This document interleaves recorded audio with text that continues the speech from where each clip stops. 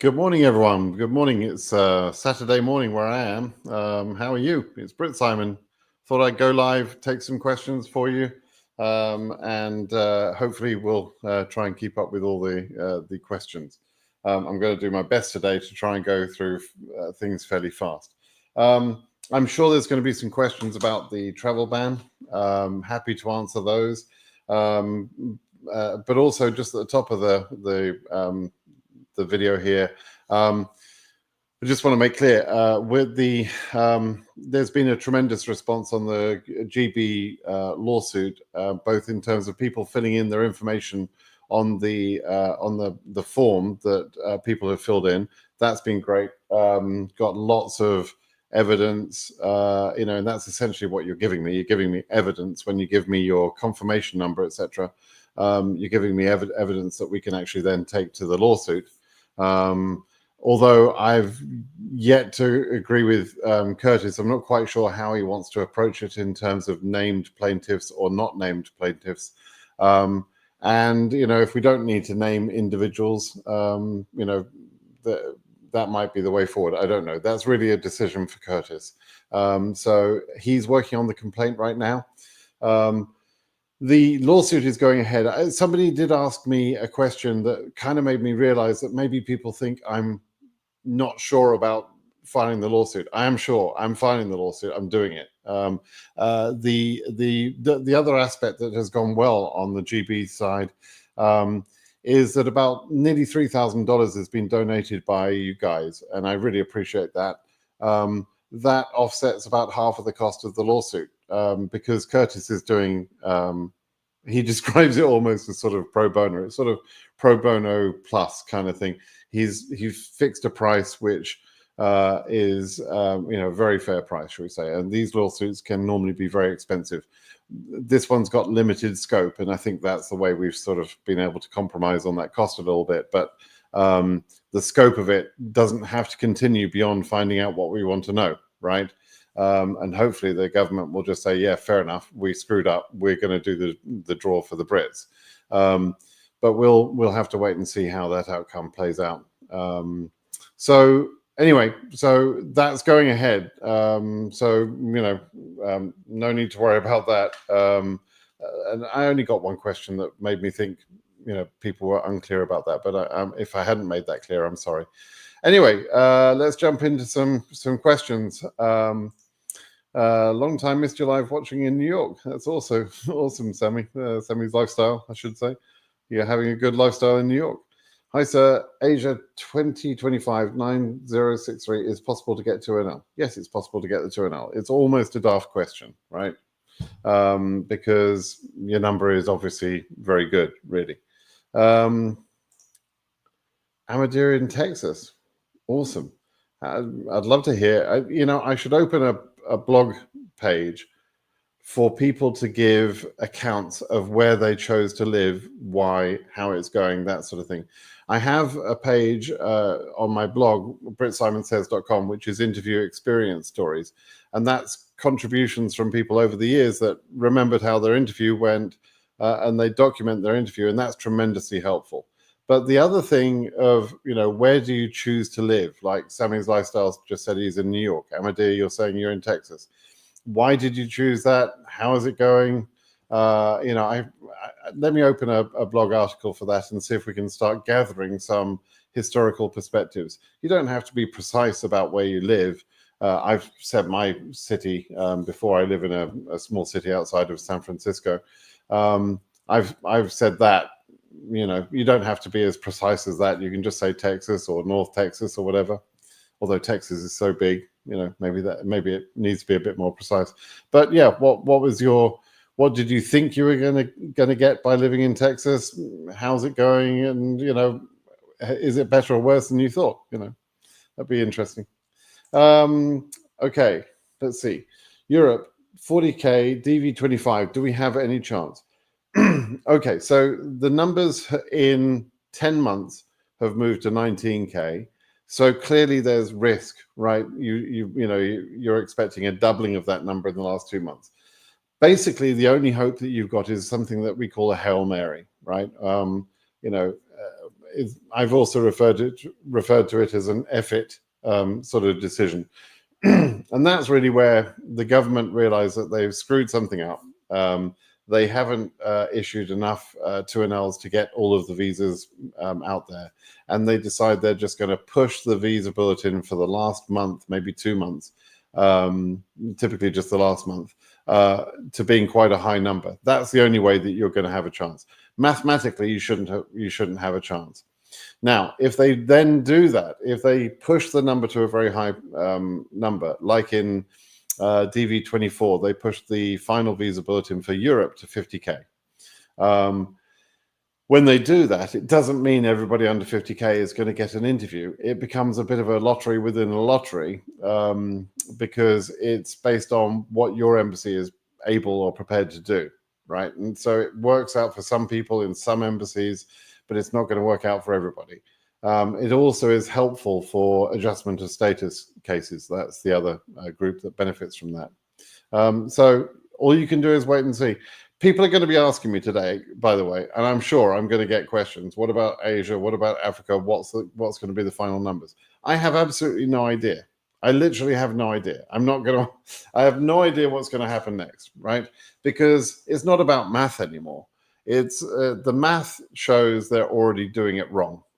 They're undershooting in pretty much all the regions, and not so much in Oceania and South America, but for the 3 big regions, they're undershooting. They're going to underissue visas, in my opinion, and they've messed up. They've wasted capacity where they should have been using that capacity in the last 2 or 3 months. And so they've made everything a last minute sort of, push now. But I don't fundamentally know. Do they want to hit the targets? Do they want to hit the quota goal or not? I don't know. They might be satisfied with, just doing a poor job and not and wasting some visas. There's no law that says they have to issue all of the visas in the quota. There's 52,000 visas available. There is no law that is going to punish anybody if they don't issue the 52,000. And in fact, if you look at the last 20 years or so, it's only really been the last 2 or 3 years where they've been trying to hit the quota number.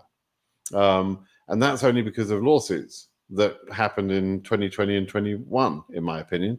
Up until that point, they routinely undershot, they underfilled routinely every single year, right? And you can see the numbers of issuance. We've got all the data. So under issuance, it wouldn't be a surprise if they start that again. So anyway, missed you. No questions for today. I just saw Accra moving again. Nairobi still sucks. Yeah. Hoping to see at least 23K for EU in the next VB. Yes, please. That would be a good stepping stone, in my opinion. 23, 24K would be a good stepping stone. That might be enough, though, to reveal enough visas. So there's pros and cons. I can see different ways this playing out. Like I said, at this point, I don't know. I don't know what the numbers will be. This man is the reason I'm in the USA and super successful. Thank you, Simon. Lovely thing to say, Web Fiji. Thank you. That's really awesome. Any hope for people from Afghanistan? The lawsuit till now? Any lawsuit till now? No lawsuit. I've been reading the proclamation over and over again, looking for angles that might interest lawyers. There are a couple of angles that might interest lawyers, and the government have now put out a statement. So let me bring that up actually, which is it's relevant. Where are we? Let me bring this out. Here, yeah. Okay, let me show you this. They've put out this statement, which is really disappointing, and I'll explain why it's disappointing. Where are we? Okay. Oh, come on, soppy thing. Not that one. That one. Okay. Sometimes I get myself lost. Why am I doing that? Here we go. That's better. All right. So let's put this in the box. Yeah. Okay, so the government have put this out on travel.state.gov, and it explains how they're going to implement this ban. And the most important thing for me, the most sort of disappointing thing for me, is where they describe where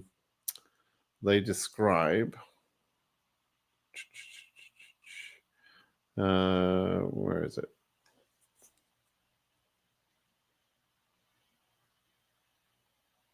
Oh man, okay. Exchange visa, right? Suspending visa issuance, right? So the point there is that they are saying that they are not going to issue visas now to people from banned countries. Now there was a big lawsuit about this which was actually in the end a DV lawsuit. There was a big lawsuit about this whole thing in 2020. So in 2020, just as a sort of backtrack to that, that's when COVID happened, right? And the government took the position that the president has the power in 212F, which is the same power they're using now, to suspend entry of any class of person from abroad, right? That they can stop people entering the country. And we successfully sued. There was a lawsuit which was a pro bono lawsuit under the name of Gomez v. Trump. You can Google it and read about it if you want. And there were some other lawsuits consolidated under that main lawsuit as well. Some were pro bono, some were paid for lawsuits. Curtis Morrison was one of the lawyers working on that. Jesse Bless was on there, Charles Cook, Greg Siskind. You know, there was a bunch of them, and there was assistance from a couple of larger law firms as well who were interested in H-1B processing. In the end, basically, Judge Mehta, who's a federal judge, a very high and important federal judge, same judge, by the way, who jailed many of the J6 traitors, same guy. So Judge Amit Mehta ruled that basically accepted the argument made by our side that just because you are not going to let someone enter the country doesn't mean you can't issue the visa, right? And that was very important because actually what happened was Judge Mehta agreed with us on that. And on September 4th of 2020, he opened the floodgates and told the government, you've got to start issuing visas. You have to issue the visas. You have to do your job in good faith.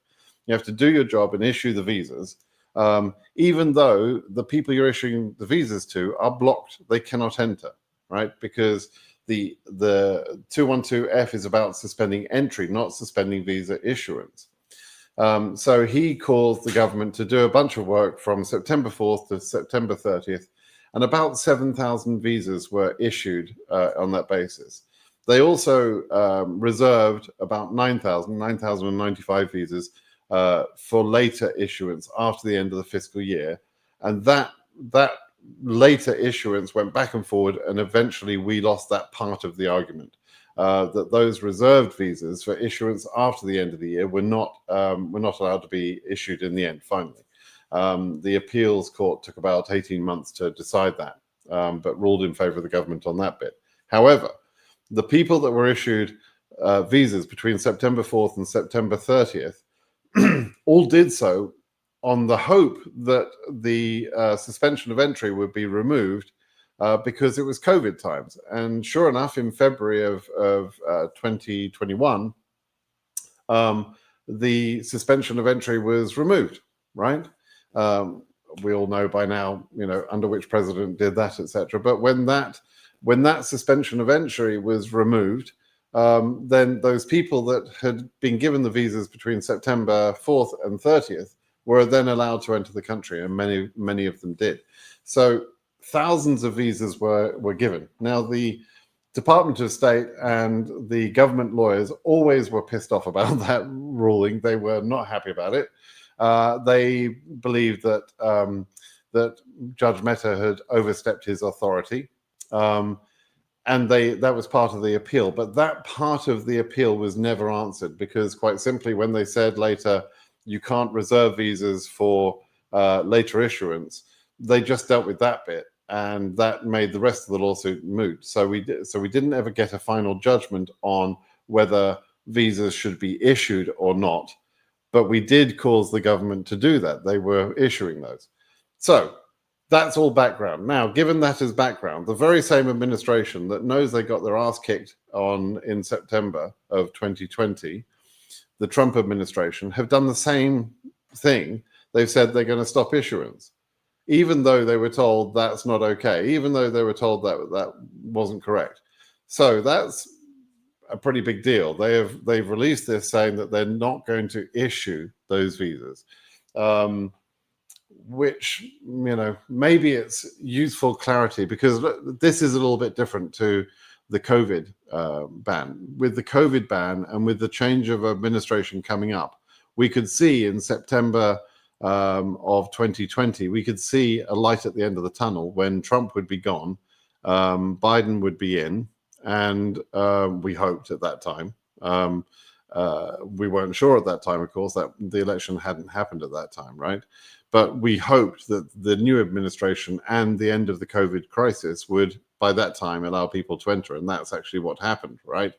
With this, they seem to be preparing for a long haul where a travel ban, at least on some countries, will be in place maybe for the whole term of Trump's administration this time, which is another 3.5 years. What it means is your decision, if you are under a banned country, whether it's any of the 19, and to be clear, for DV lottery, you're banned whether you're on the first list of 12 or the list of 7, the second list, the yellow list, you might want to call it, orange list. You're banned either way, because you're going for an immigrant visa, and lots of people have questioned that, but that's the reality, right? If you're banned, you had the option to go to your interview and get your visa issued. It seems now they're not even going to issue the visas. That's going to be the instruction to the embassies. So do you even want to go to the interview? Probably not, is my advice. For DV25, probably doesn't make sense. There's not enough time for anything to happen on this, in terms of lawsuits, which I haven't heard anything about, in terms of a change of policy. This policy in the original proclamation is supposed to be reviewed every 180 days.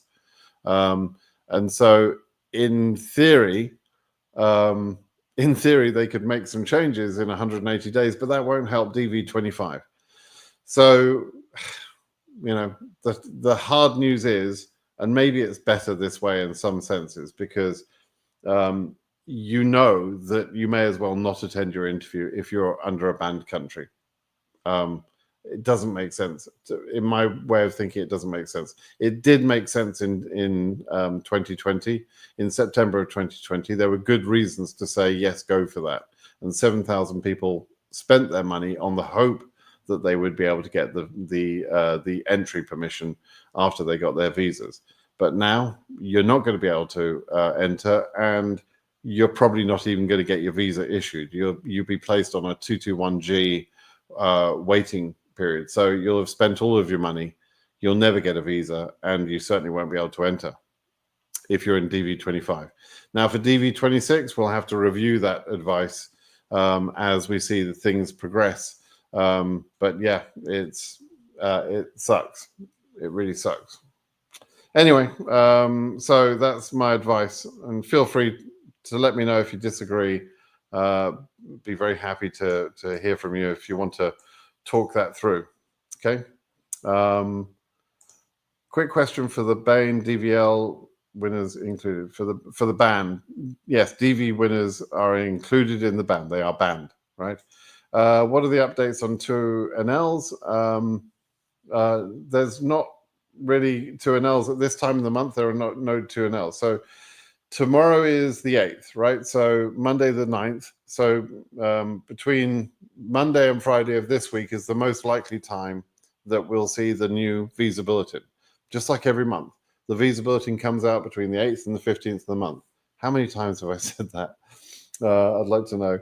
But between the 8th and the 15th of the month, the visa bulletin is published, and pretty much immediately after, sometimes even the same day that the visa bulletin is published, 2NL start going out, right? So we will see the visa bulletin being published this week probably, and we'll then start seeing 2NLs, which are August interviews, right? That's what the cadence is. That's how things work. Okay. Nepal, any chances due to travel ban? Yeah, of course. You've always had a chance. The travel ban. So here's the weird thing. The travel ban doesn't affect things in the way that a lot of people think it affects things, right? So let's say you're an Iranian, but you have dual citizenship. You can get your visa issued, right? And because you can prove you got dual citizenship, you've got a reason to be issued. So there are some people that will still go through the process. That means that the government will continue to schedule banned people, right? The DV26 and DV25 winners will continue to be scheduled.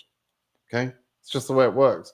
It's not possible for people to prove that they have some sort of exception until they go for the interview, right? So in the interview, you will be given an interview whether you're banned or not. So you have to choose whether you're going to turn up to the interview or not. And so, yeah, there will be an effect that will help other countries in Asia and in EU perhaps, and in Africa, but it isn't going to be quite as fast as you think, because the scheduling of interviews will be done anyway, and it takes a long while for them to reclaim those reserved visas. They can do it in theory. In theory, the August 2NLs could be reclaimed. They could say at the end of August, we've got 1,000 people who didn't turn up for their interview because they're banned, right? And in theory, they could say, okay, so then we're going to reallocate those 1,000. But it doesn't work that fast. Basically, it takes a couple of months for that to happen. And I don't think there's going to be enough time for DV25, at least, for that to happen. It'll have more effect in DV26. We'll see much lower issuance numbers for the banned countries. And, there'll be lots of no-shows. Basically, the 2NLs will remain high, but there'll be lots of no-shows. So it's going to be a no-show year in DV26. Jose Kufi Samuel. Okay. The student visa pause. Can the embassy use their resources to favor DV lottery applicants? Immigrant visas and non-immigrant visas are not the same, right? You can have a consular officer who is trained for one but not the other. So to an extent, the resources they have, which is basically the people and the administrative support people behind, they're not necessarily able to turn on a dime in order to switch over to the immigrant visas if they were used to doing non-immigrant processing. So there might be some impacts at some embassies, for example, but I don't expect it to be a dramatic impact. I don't think they're suddenly going to say, hey, we've got all this spare time, let's go and do some DV cases. I don't think that's going to be happening. Bear in mind, the capacity for August was already set basically by the end of last month, right? Which is exactly when the proclamation came out. So that was already dialed in. September is the only real chance where where an embassy could say, hey, we've got less work than we imagined because of the ban, so we can take more DV cases. But of course, those embassies that are affected that way are likely to have bans for the DV cases too. So I don't think this is going to be a huge wave of available capacity. And if you look at embassies like Nairobi, for example, Nairobi is clearly prioritizing immediate relative cases over DV. That's why we're not getting DV interviews. And, unless that stops, IR cases are still exempt from the ban, right? So, there's going to be, and Nairobi or Kenya is not banned anyway. So, you've got lots of sort of reasons why the ban won't give us immediate relief in terms of DV lottery processing capacity, as you're thinking. So it's not going to work out that way, in my opinion. We'll see. Any lawsuit for the executive order? I haven't seen anything yet. I think this time the number of European region will increase somewhat more compared to previous months. Many embassies will have sufficient capacity. In Europe, you can see there are many embassies that have good capacity. The visa bulletin has been moving slower than the capacity available at the embassies, because more or less, I won't say all of them, but the vast majority of European embassies are completely up to date. There's no backlog at all. And you can see that in Zarthisius's data. So I agree there are embassies with capacity. The problem is we don't know how much additional capacity they had, right? We know that the government have wasted some capacity, because what we should see is some slightly backlogged countries. We don't see very many of those at all in EU, right?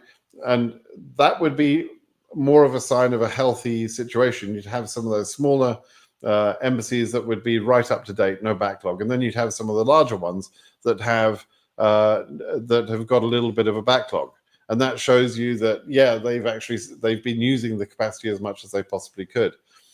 We don't have that. We have almost everybody is up to date, no backlog, which means they've been going too low. They've wasted capacity.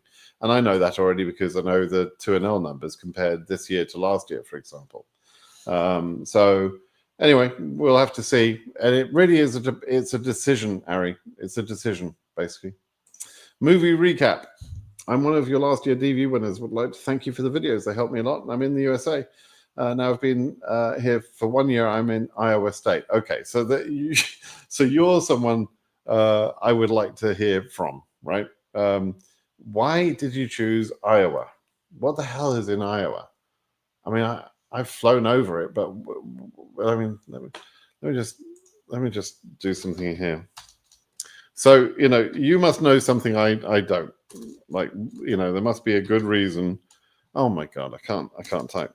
I'm all .google. Right, let's just educate everyone a little bit. Iowa. Okay. All right, let's just have a look at the USA. And right, let's just make this, a second. Let's make this a map. Right. Okay. So let me just show you. I cracked myself up. How can I get rid of this thing? I don't want to search. I just want to look at the map. Here we go. Right. Let's put me in the box. Right. So I live here, right, over by San Francisco. There's good reason to live in California, because it's a very wealthy state. It's expensive to live here, no doubt. But if California was a country, it would be the fourth wealthiest country measured by GDP in the world. It would be the fourth largest economy, right? So there is tons of money here. The weather's fabulous here. The geography is amazing. It's beautiful in every way. It's got the coast. Water's too cold to swim in, but it's it's nice, lovely, right?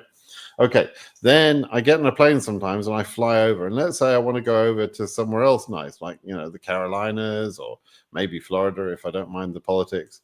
And along the way, I might, maybe I'm going to go to New York. Well, New York's a good place to go to. I can understand that. But along the way, I've flown over this state many, many times, Iowa. Now, in the whole state, there's there's just nothing. There's just nothing. Why would you go there? I'd love to hear from you. Movie recap. I mean, I love that you come to America, and I'm glad to have you here. But what on earth made you think, yeah, I'm going to choose to go to Iowa? It's like you looked at a big map of the country and stuck a pin in almost the middle of the country. Like, why? Well, why would you go there? There's nothing going on here. Nothing. This whole area, Montana, Idaho, Wyoming, Colorado. Well, Colorado is nice. Kansas, Nebraska, the Dakotas, God help us. Minnesota, Wisconsin, Illinois, maybe, Missouri. I mean, but all of that, like, why would you go there? I don't get it. I also don't get why anybody would go to Louisiana, apart from if you like shrimp. Or Alabama. Like, I mean, there's some places in the South I just don't understand, and then there's this whole section in the middle here. I don't get it. I don't get it. Then there's some deserts down here. You got lots of cowboys. People go to Texas. At least there's cities in Texas where there's an economy, but it's a huge state, enormous state, and a whole bunch of nothing, right? New Mexico, desert. Arizona, stupidly hot, and desert, right? I mean, honestly, I don't get it. But anyway, that's. I'd love to hear from you. So I'm gonna create this page. Please give me a few lines of what you like about Iowa. Why did you go there? I'd love to hear about it. What will be the next VB in Africa? I have no idea. Why is it Kenyan embassy is not giving out appointment for the DV lottery 2025 since last year, November until now? I don't really know. I know we can see in the data they have prioritized immediate relatives. And there was some suggestion that there were lots of little lawsuits, etc. I haven't been able to confirm that. But lots of little lawsuits for immediate relatives that made them prioritize that. The reality is the embassies are allowed to prioritize their own work. And so in some cases, they've chosen to prioritize immediate relatives, which is close relatives, parents and children of US citizens. Okay, so that's what they've chosen to do above our cases. I don't know why they've done that really, but Mr. Britt, is the State Department suspending visa issuance to restricted and banned nations? Yes, they're not issuing. They're saying they're not going to issue to those countries, as I mentioned. Is there any chance for a waiver by a visa officer in DV visa from Afghanistan that's fully visa banned? Waiver for what? Like a waiver to say don't ban this person? They want to ban you. That's what the order says. They actually want to ban you. They don't want you to come here. If you're from Afghanistan, it's why are they going to give a waiver for that? Your only real chance is if you've got one of the exceptions, right? A dual nationality, got a second passport, something like that. But no, I mean they want to ban you. I'm sorry to say, they're racist pieces of shit, and they want to ban you. They don't care that they're taking away a once in a lifetime opportunity because they're pieces of shit. That's it. That's my only explanation. I mean, that's the only thing it can be. It's just a lack of empathy, a disgustingly black heart, and unfortunately power. They have the power to do that. Terrible. What if the government says they screwed up, but they don't want to do anything to rectify? Yeah, I mean, look what's happened with this Abrego Garcia case this week. They've been saying for weeks and weeks and weeks they wouldn't be bringing this guy back. The lower court said they had to bring this guy back. The Supreme Court weighed in and said, yeah, you've got to bring the guy back. And the government just said, we don't feel like it. We can't, or we don't want to, or it's not, we're busy today. Whatever the hell the government has been saying. And eventually what they did was they realized they weren't going to be able to keep on ignoring it. So they brought him back, but they at the same time have created this childish, ridiculous indictment on all sorts of charges so that and then saying, oh yeah, we brought him back so that we could charge him some more. Bullshit. You brought him back because you were being told to bring him back. That was the law.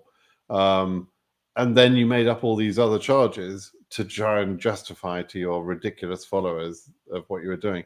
So yeah, Harry, they have a track record of not, the Republican Party for many years has been the party that was determined to follow the Constitution and proudly, talked about, oh, you cannot touch the Constitution, the amendments, we're going to stick by it. And as soon as things started going, against them in terms of judicial action against the president, for example, they talk about what do they say? Activist judges, activist left wing judges. They forget that in the Constitution it says 3 equal branches of government. That's what the judiciary is supposed to do. They're supposed to hold the government, the Congress and president in check. There's checks and balances, and that's how we have it, right? But no, Trump and his minions don't like being told that sometimes what they do is illegal, and so they don't like that. They want to be able to do the illegal crap. So, I don't know. Ultimately, Harry, if you want to force the government to do something, you have to sue them. The question is who's going to sue them. Normally, fairly big organizations do that. But in the last travel ban regime, we had 3 versions of the travel ban. And the third one was allowed to stay by the Supreme Court, right? The first one was clearly just racist bullshit directed at Muslims. Second one was more racist bullshit. But by the third one, they made it about security. And they were allowed to keep that, that ban. They've done a sort of a similar thing this way. They've talked about security and visa overstays. So that's why the ban is in place, right? Okay. Submitting DS260 24th June this year that's considered late for DV26. No, it's not late. That's fine. I thought you were going to say for DV25. For DV25, believe it or not, I've known people submit for for the lottery in June for that year's lottery. Like it would have been in June for DV25. And that has got through in some cases. Madness, but yeah, that's possible. Hi, sir. In DS education, oh, hang on, I just saw a pop up here. Okay, forward it. No, it doesn't. Okay. So I'm just seeing a nice little argument going on with Ronnie. Ronnie, if you're listening, you give us so much fun. You talk such a lot of shit. You give us so much fun to laugh. Thank you for that. Okay, so hi, sir. In DS education, we're only allowed to fill the attendance to no later than the day we're filling in. So should I just put a random day and unlock it later? You don't have to unlock it. So the way to handle sort of current dates, right? Firstly, in the education history, you're supposed to give the history of what you completed before, right? Now, if you are currently a student, that's what you're currently doing. So it has a section for current occupation. The only difficult time is when you're doing a full-time job and then you're also currently in education, right? In which case your current occupation is your job, and the education you just explain at the interview. So generally speaking, when you fill in your education history, there should be natural end dates on all of it, right? Because your current occupation says what you're doing today. On the other hand, there can be some sort of weird things like your address history. And you just put the latest possible date and you submit that. And that date is correct on the day that you submit it. You don't have to unlock simply to correct that date later on, right? It was correct at the time that you submitted it. Now, if you unlock, you may need to change some dates and other details. Like if you've traveled again, you may need to add that to your DS. But generally speaking, you don't even do that. Okay. Okay. I've already completed my visa interview at the US Embassy and I've been waiting for a decision. My case is currently on hold, possibly due to the travel ban affecting Somali applicants. If the US, oh dear, why am I not able to? If the US, Oh, yes, if the US court overturns or denies the travel ban rules introduced during the Trump administration, will Somali DV lottery winners like me be allowed to enter the United States? Basically, yes, I'm sorry to say you're going to be screwed. You're going to be kept in 221G. They won't issue the visa. Even if they clear your 221G, they won't issue the visa. They're just going to leave you in 221G, I think, now, because they have announced they're not going to issue any visas. So whereas they could have issued the visa with a 6-month timeline, they now won't do that, right? Once September 30th is over, you're going nowhere anyway. And so, yeah, it's not going to work out. You're not going to get your visa. There's not enough time to tear down the ban by a lawsuit. I don't think there is. It's very bad news, I'm afraid. Yes, yeah. I'm sorry about that. I apologize on behalf of America. Most of us that live here are not pieces of shit like the Trump administration. But, unfortunately, some of us were too weak to consider choosing a woman, as flawed as she was, over a very obviously flawed buffoon, right? I quit from DV25 program because of Trump announcement for restricted and banned country. I'm from Myanmar. Anyhow, thank you for the chance to listen to your program, Simon. Sorry that worked out for you that way. That sucks. This is a heartbreaking day today. I'm not enjoying this. Is it possible for travel ban to prevent a single DV holder from entering the US, even if the ban targets only that individual case? If you already hold the visa, they've said in the order that there's no visas being revoked, and you're still eligible. So you are exempt from the ban if you hold a visa. By the way, if any of you are holding visas that were issued prior to the ban, let's say a non-immigrant visa, and you're a DV lottery case, then I believe, and someone correct me if I'm wrong, I hope Zarth would, or somebody else, maybe Mike, if you're online. Here's my thinking. I think you could enter the USA on your non-immigrant visa and then adjust status. I think you could do that because anybody adjusting status in the USA, anybody in the USA is eligible to adjust status on DV, even if they're from a banned country, right? If they're already in the USA. If you hold a visa, that visa isn't going to be revoked, so that's still valid. A non-immigrant visa. So you could use the non-immigrant visa to enter and then adjust status on the DV lottery. That should work. Technically, that should work. So you might need some help with that, and I would suggest you speak to one of the excellent lawyers that we know of. But but that would be my assumption. Now let me just see. Hazar says Zarth hasn't said anything. No. Nobody is. No, it doesn't. Blah, blah, blah. No, that's me. Okay. So, yeah. So I think that's worth considering for some of you, even if you're banned. And that is the same case even after the next few days. Having said that, there's going to be a bit of chaos. Like, at the airports, the airlines won't be sure what to do. They won't understand things. Even Border Patrol officers are not going to be sure. So there's going to be a little bit of a chaotic time where they figure out what the right things to do are. So be careful with that, okay? Okay. What about Nairobi Embassy? What's going on? We talked about that. Kindly advise, is it true that the next DV lottery application will be applied with a fee of US $250? There is, in the reconciliation bill, which is a law that's going through Congress at the moment, there is a suggestion that in order to enter the lottery, that means the entry period during October and early November, you would have to pay $250 per entry, essentially, right? Per entry. And then later, there'll be an additional fee simply for filing the DS-260.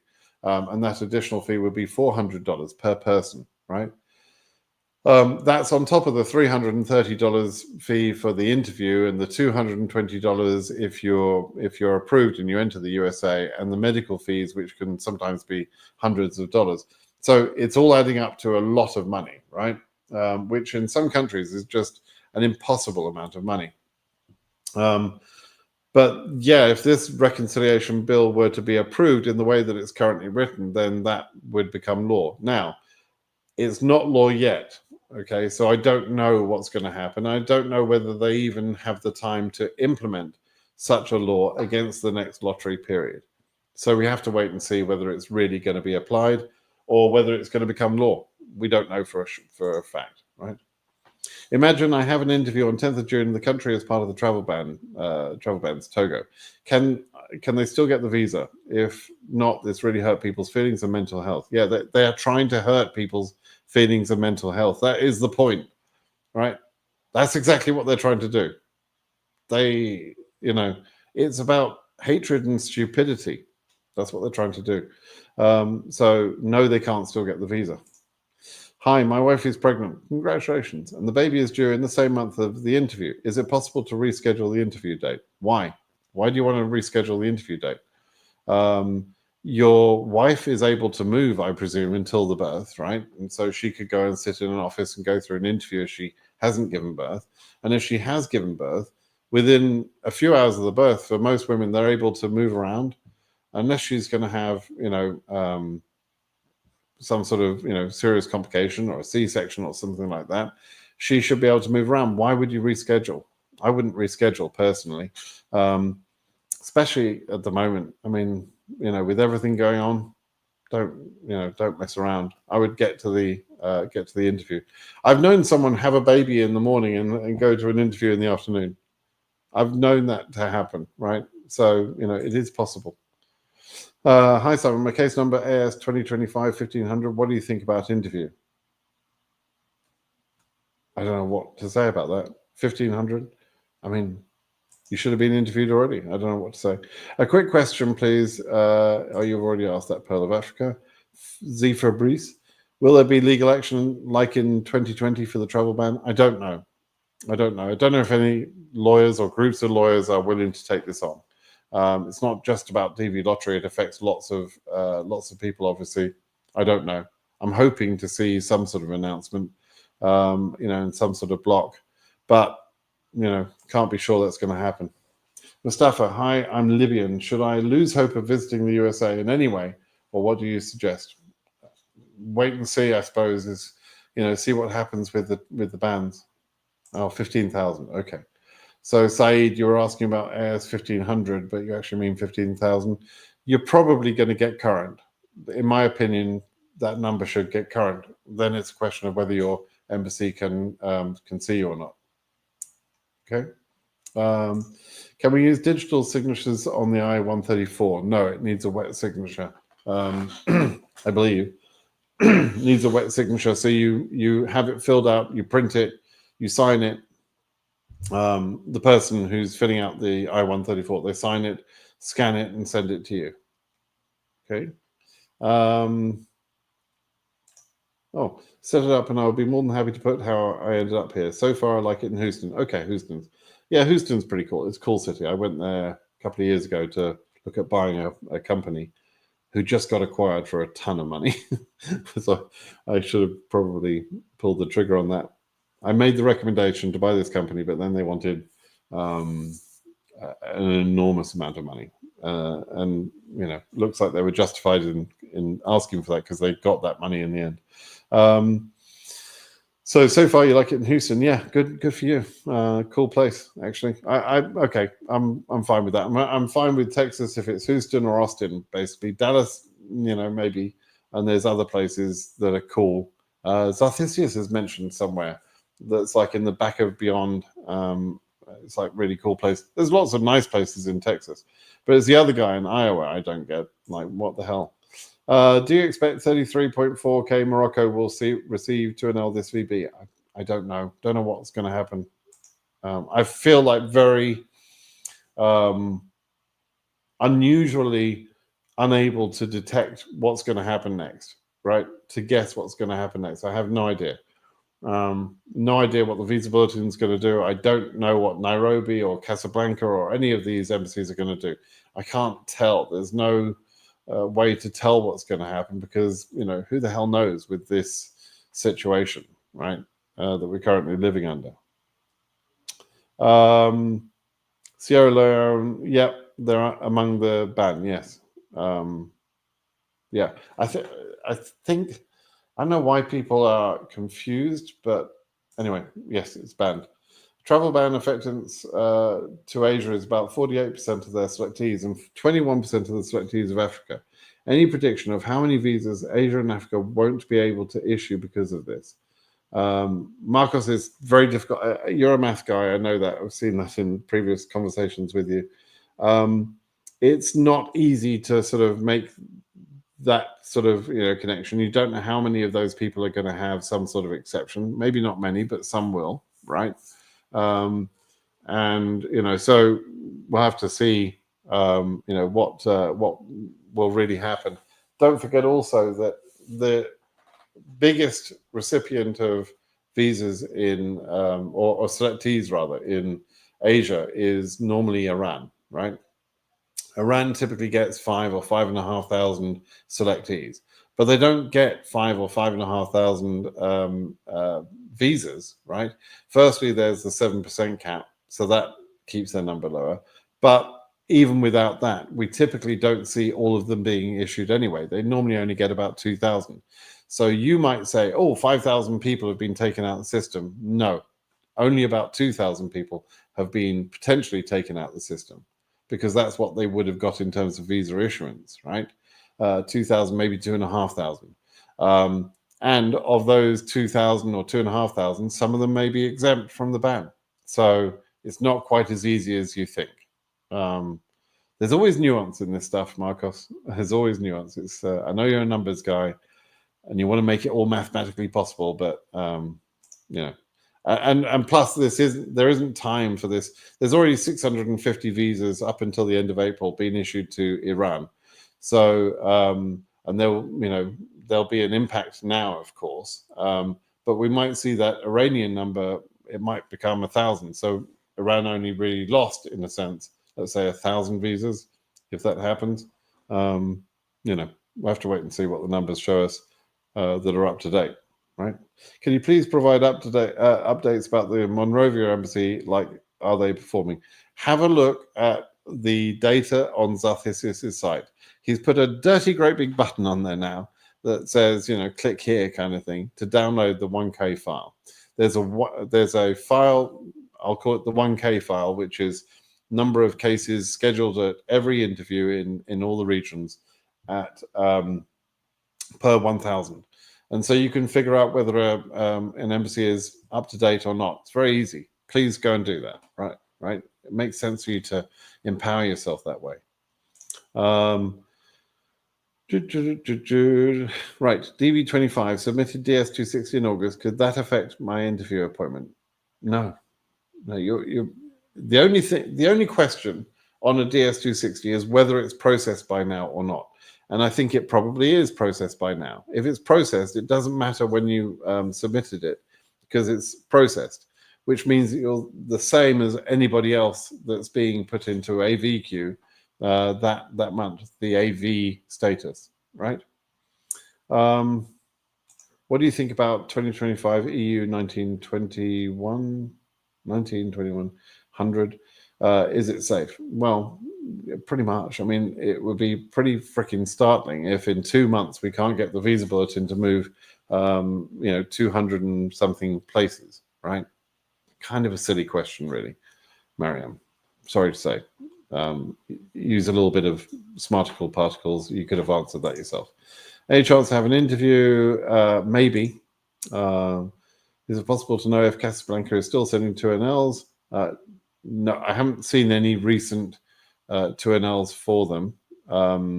We know every Friday we get the data, right? So you can have a look at the data right up to date from Zarthisius' site as of last night. Go and have a look. Any information about the Djibouti embassy's performance? Same thing I just answered about Monrovia. Can I have my interview next VB? 47K Algeria. Don't know on that one. Any hope for the people of Sudan? Probably not. They're probably blocked from this point. Any hope for the people who don't want on the DV lottery? Don't want. I don't know what you mean by that, Pearl of Africa. Any hope for the second draw later this year? Yeah, a lot of people immediately asked that question. It was an interesting one. A lot of people start asking that question. Again, as I've explained to people, just because people are banned, it doesn't mean that their number just evaporates, right? Because the ban could be removed, the people banned could have an exception, and so on. So, in the eyes of the people running the lottery, the numbers have not decreased.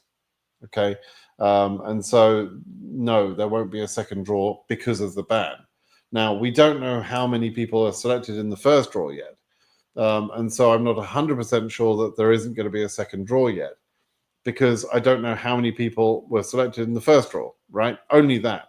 The ban hasn't made it more likely that a second draw would be performed. The ban's got nothing to do with it. It's about whether there's more or less than about 100,000 people in the first selection. If there's less than 100,000, particularly if there's less than 90,000, then yes, there could be a second draw. But if the number is more than 100,000, and it appears to be more than 100,000, in my opinion, just looking at the numbers, it appears to be that they've over-selected again. If they've over-selected, then there won't be a second draw. And if you think about this, we've got case numbers up to 100 and something thousand in Africa. Let's say it's 105,000, right? If there was a second draw, the people in the second draw in Africa would get numbers from the highest number and more. So they would have numbers 105,000, 106,000, 107,000, and so on. What's the fucking point of that? Right? Why would you want to be at the end of a line which is already too long to be, to be served, right? You got to get your head around this. You're asking for something. You're not going to get a low case number, right? It's not going to happen. You're going to be at the back of a very, very long bus, and that bus already doesn't fit in the garage. That's basically it. Hi, Simon. Let me hope Kenyan Embassy will have some hope next month. Yep. I'm letting you hope. I don't want to take your hope away. That's for sure. Internet Dose says, if we have a shadow in our face and got our first NL, is photo again reviewed by KCC officer, and they may decide not to send the 2NL due to issuing the photo? No. KCC have no right of adjudication at all, so they do not say, "Oh, we're not going to send the 2NL to that case because they filled in their DS260 wrong, or because the photo is ugly or has a shadow on the face or anything else." That doesn't happen. That's not a thing. KCC don't have that right to determine who they send an interview out for. It doesn't happen. Okay, so don't worry about that. Now, your next question, obviously, because I can tell you're a worrier, is going to be, will you have a problem in the interview? For a shadow on your face, no, you're not going to really have a problem in the interview. If it's already made it through the checks up to now so that you got selected, then it was probably good enough. Okay, so don't worry about it. Do you think 55K will reach the visa bulletin? Yes. How will it impact Nepal in a positive way? Is there chances for Nepal going current? Maybe. Maybe. I mean, it's not really been affected for DV25, right? Okay. I'm a DV26 selectee from Iraq, Baghdad Embassy. My case number is just under 17K. What are the chances of being scheduled for an interview considering the potential new travel bans by Trump? Okay, so the problem with answering this sort of question at the moment is that although we know your number is in 17K range, we don't know how many people there are prior to that. I'm doing this bloody Trump thing again. Every time I do this, I think of Trump. I hate it. Anyway, so we don't know how many people there are in front of you, right? Because your number doesn't, let's say you're 17,010. That doesn't mean that there are 17,009 active cases in front of you. There are some number less than that because there are many holes. We don't know how many holes there are. We don't know how many selectees there are. And so there are people out there who claim to know what numbers are safe and that sort of thing. And honestly, the only people that would make a statement about DV26 that this number is safe or that number is risky or whatever, are people that don't understand the process, frankly. Now, I can tell you that, the one thing I will say is if you were Asia 5,000, right, there's no way that there could be enough people under 5,000 to exhaust the visas. It just couldn't happen. So, I mean, I could make that sort of assumption. But I've seen some supposed experts who say things like EU 40K in DV26 is safe, right? Complete bullshit. Completely plucked out the sky bullshit. They got no reason to make that sort of statement because they don't know how many selectees there are. Are there 100,000 selectees or 200,000 selectees or 50,000 selectees? I have no idea. We don't know. I can only guess, right?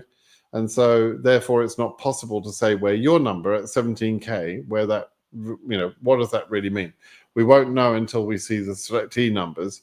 And by that time, we'll have the selectee numbers and we have the rough range from the survey results. So we'll be able to make some sort of guesses. Then we'll know much more clearly on January the 1st of next year when we get the SEAC data from Zarthisius. Okay. Sierra Leone, don't think it was included, but you check on Google. Let's see, Sierra Leone.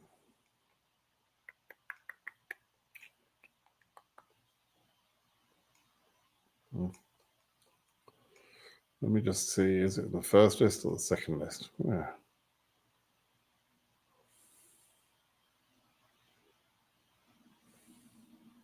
Just checking on the thing. Yeah. So they're on the second list, along with Burundi, Cuba, Laos, Togo, Turkmenistan, and Venezuela. They're part of the 7 countries. And the wording of the proclamation is this. It says, I have determined to partially restrict and limit the entry of nationals of the following 7 countries. These restrictions, and then list the country, including Sierra Leone, right? These restrictions distinguish between, but apply to both, the entry of immigrants and non-immigrants. There are distinctions about the non-immigrant visa classes, but for the immigrants, other than family, immediate relative, etc., for immigrants, that includes DV lottery. So DV lottery winners from Sierra Leone are affected by the ban, okay? Or from any other of these 19 countries on the list, okay? Is there any change for Eritrean? Well, Eritrea is banned, so yes, there's. Oh, any chance you probably mean, not change. Probably not, Tato. No. I think the ban's going to stay in place. What are the documents needed from the sponsor? If they submit the I-134, they should also give you a 1040, which is an annual tax report, a W-2, which is an annual pay stub thing. It's a form from an employer that says how much they paid you. Oh, okay. I have to pause the video. Please give me 2 minutes. I'm gonna just go and sort something out. Stay there, Poppy.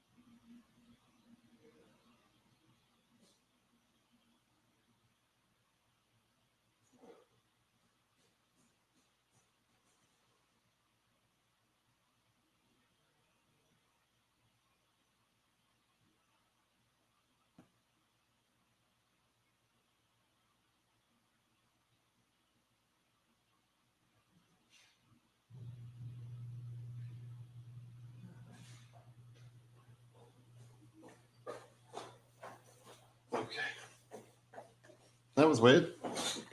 Never done that before. Okay, so apologies for that. Something being delivered to the house. I was expecting it later this afternoon, and Poppy's now pissed off. So, yeah, so talking about the documents, 1040, W2, also driver's license or a photo ID, and preferably recent pay documentation like pay slips. Okay, Poppy, it's fine. So that's what you need. Okay. Okay. Interview is being scheduled. I'm from Nepal. Now I'm pursuing my dentistry out here after visa. How long can I move to the state?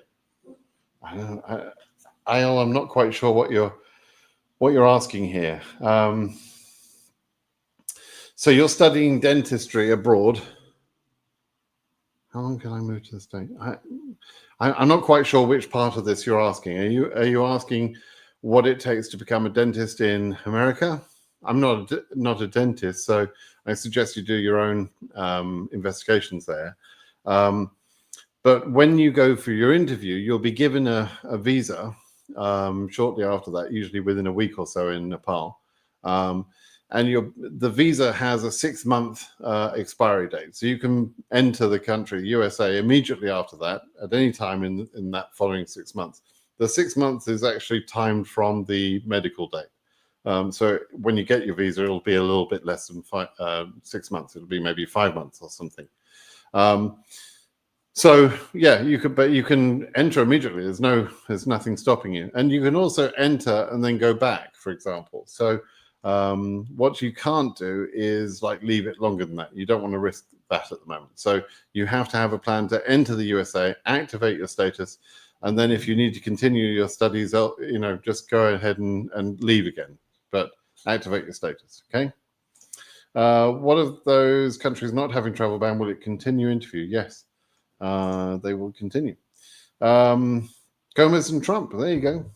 So EUI, forever grateful to you. I'm one of those DV 2020 and Gomez Trump litigation writing from New York. So you were one of the brave people that,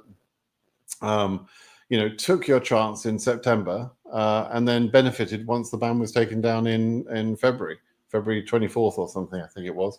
And you entered then. So congratulations. And thanks for being grateful. I only played a very small part in that whole thing. I was just like a cheerleader from the sidelines. Although the government did try and attack my credibility on a statement that I made. That was kind of funny. Julius, after coming with Greencard as a couple, will a divorce before citizenship affect? No.